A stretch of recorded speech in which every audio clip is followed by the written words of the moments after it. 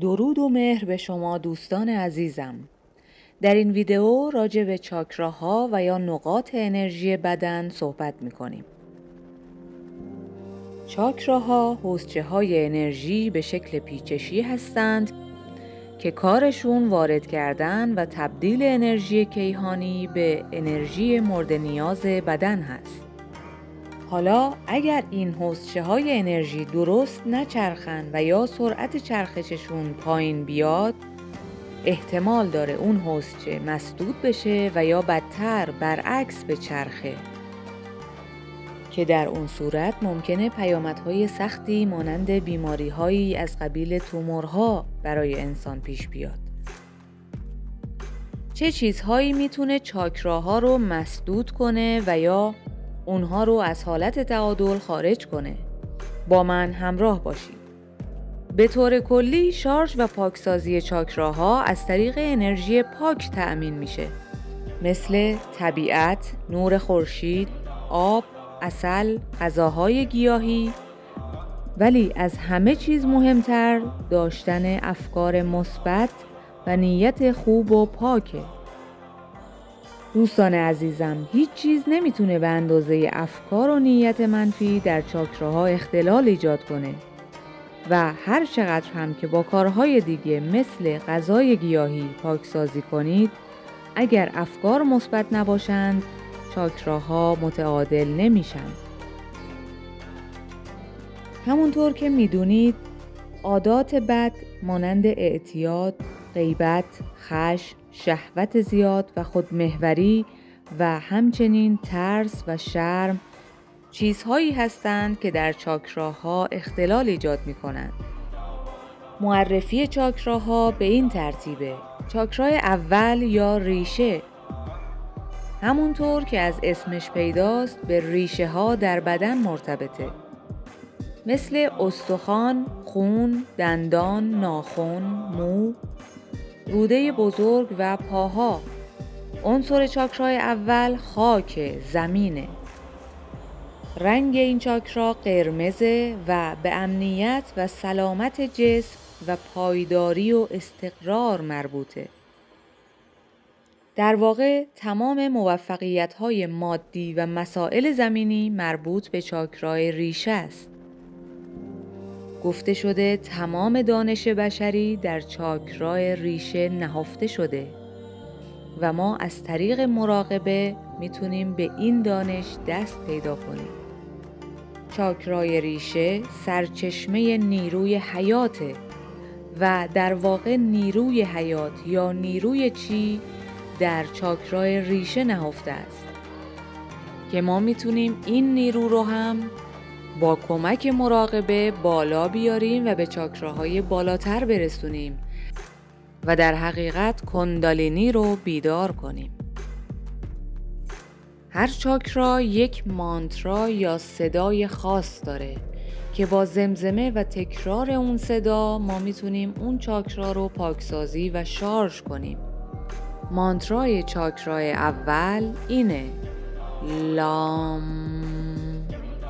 حالا چاکرای ریشه کجا هست؟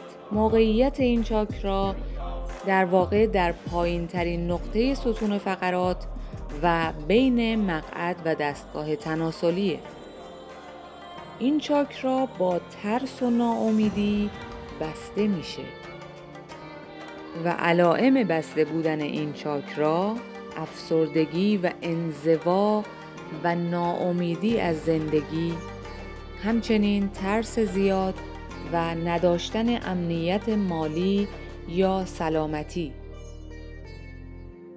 اما چیزهایی که این چاکرا رو شارژ میکنه: ورزش، رقص، راه رفتن بدون کفش و نشستن روی زمین و همچنین انجام وظایف و نظم در کارهاست.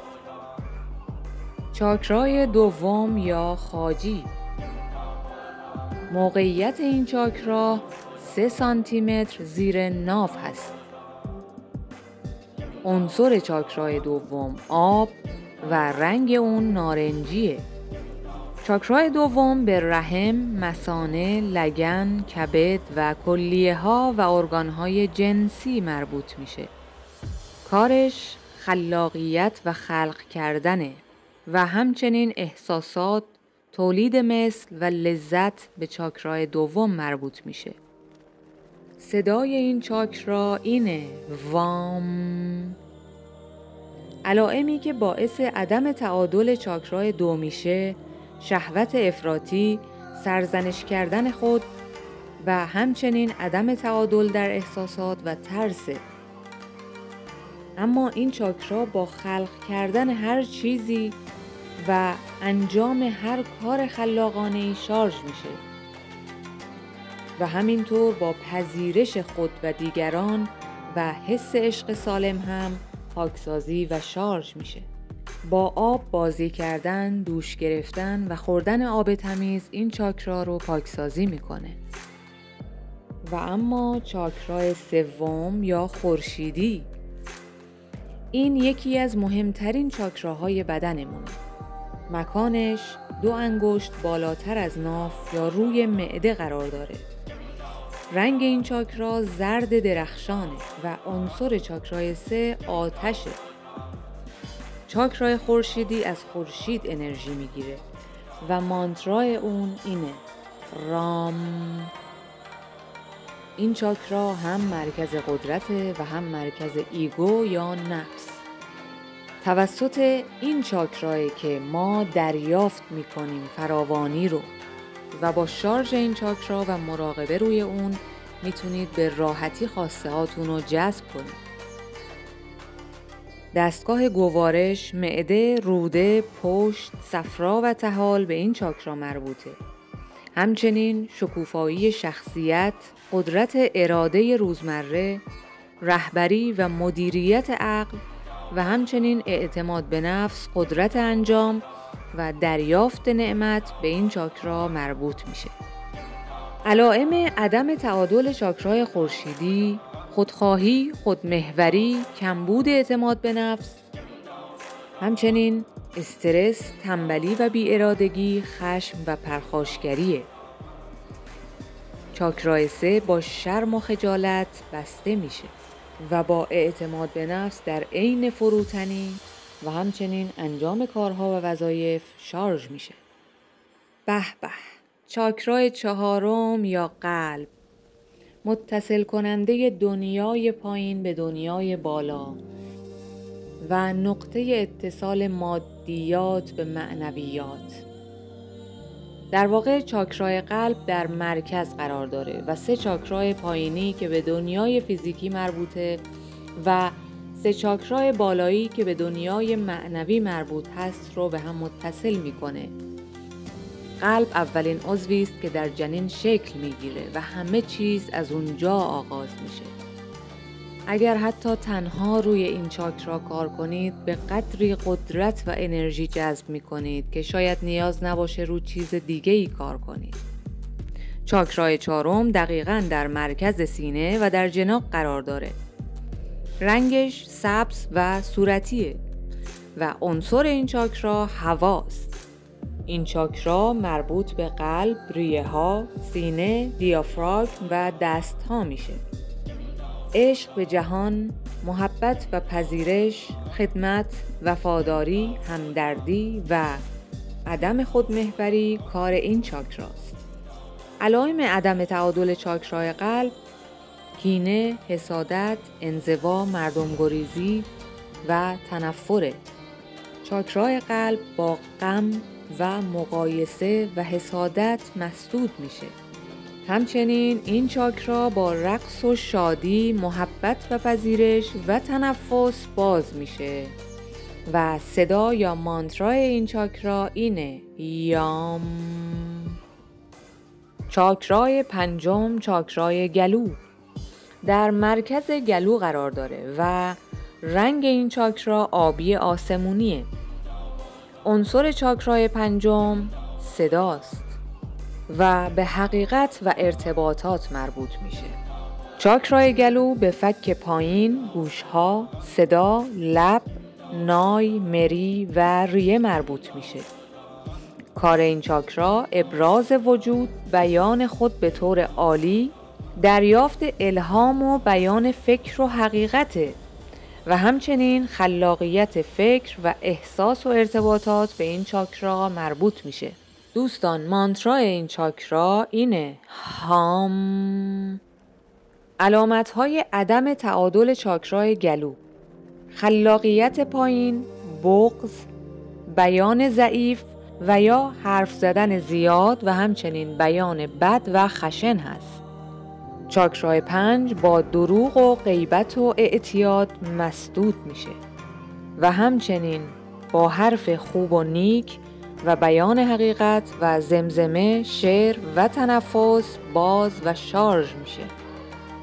و حالا چاکرای 6، چشم سوم. چشم سوم بین 2 ابرو قرار داره. رنگ این چاکرا نیلی یا همون سرمه‌ای آسمون شبه. دوستان عنصر چاکرای 6 نوره. چشمها بینی، مغز، مخ، صورت، دستگاه اعصاب مرکزی به این چاکرا مربوطه. و همچنین حس 6 قدرت اراده، شهود و درک جهان هستی و دیدن با بصیرت کار این چاکراست. اگر این چاکرا رو باز کنید و شارژ کنید، قادر به دیدن هر آنچه که دیده نمیشه هستید و همچنین جذب هر آنچه که خواسته باشید.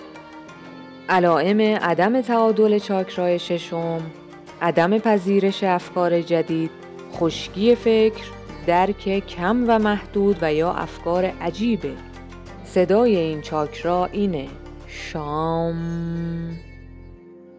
چیزهایی که این چاکرا رو مسدود میکنه توهم جدایی از جهان و یکی نبودن با جهانه و همچنین با نپذیرفتن و افکار پوچ داشتن و منطقی مطلق بودن هم ممکنه مسدود بشه. اما چیزهایی که شارژ و بازش میکنن مطالعه و یادگیری، ادراک و مراقبه و تفکره. دوستان عزیزم، چاکرای 3 و 6 مستقیما به جذب خواسته ها مربوط میشن. خب در نهایت چاکرای 7 یا تاجی.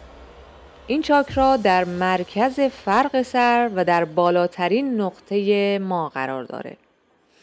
عنصر چاکرای 7 تفکر هست. رنگ این چاکرا بنفش و سفیده و صدا یا مانترای این چاکرا اینه که در اکثر مراقبه ها ما این مانترا رو میشنویم. کار این چاکرا اتصال ما به خداوند و نیروی برتره و به تمام بدن مربوط میشه، همچنین به پوست و دستگاه اعصاب مرکزی. علائم عدم تعادل چاکرای تاجی: عدم اعتماد به خدا، نداشتن توکل و ناامیدی و یکی ندونستن خودمون با خداونده. این چاکرا با وابستگی‌های دنیوی و رها نکردن بسته میشه و همچنین چیزهایی که این چاکرا رو باز و شارژ میکنه تفکر، رها بودن، عدم دلبستگی و وحدت و یکی بودن با جهان هستیه. در حقیقت آگاهی کیهانی و انرژی پاک کیهانی از این نقطه وارد بدن و چاکراها میشه و بسیار واجبه که این چاکرا حتما باز باشه. در غیر این صورت اون انرژی رو نمیتونیم درست دریافت کنیم. امیدوارم چاکراهای همه شما متعادل و گشوده باشه تا بتونید انرژی کیهانی و نعمتهای الهی رو به راحتی دریافت کنید. به همین دلیل هم میخوام در ویدئوی بعدی مراقبه پاکسازی و شارژ مجدد چاکراها رو قرار بدم تا بتونیم با هم خودمون رو به بالاترین فرکانس وجودیمون برسونیم و با تکرار اون مراقبه بتونیم تمام مسائل و مسدودیت ها رو درمان و برطرف کنیم. پس حتما ویدئوی بعدی رو تماشا کنید که قرار بی نهایت انرژی بگیریم و به شارژر کیهانی متصل بشیم. لطفاً زنگوله رو بزنید تا ویدئوی بعد رو از دست ندید. دوستای خوب و نازنینم، خیلی خیلی دوستتون دارم، بسیار سپاسگزارم و خدا یار و نگهدارتون.